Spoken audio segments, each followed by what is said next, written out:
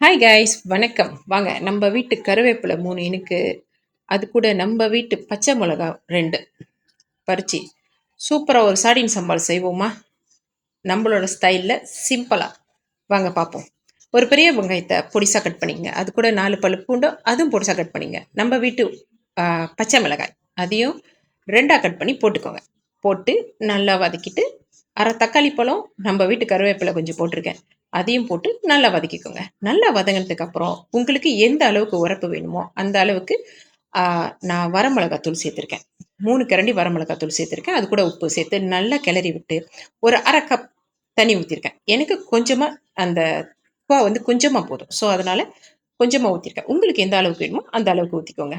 அரை கப் ஊற்றி தண்ணி நல்லா கிளறி விட்டு அந்த வந்து நல்லா அந்த கறி வந்து திக்காக வரும்போது சாடி சாடின அது கூட ஊற்றி நல்லா கிளறி விட்டுக்குங்க. இதில் முக்கியமான ஒரு பாயிண்ட் என்னன்னா, நம்மளோட உருளைக்கிழங்க ரவுண்ட் ரவுண்டாக கட் பண்ணி முன்னாடியே ஒரு பொரிச்சு வச்சுக்கோங்க.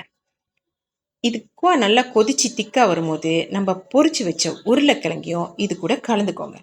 கலந்து விட்டு நல்லா கலந்து விட்டுக்கோங்க.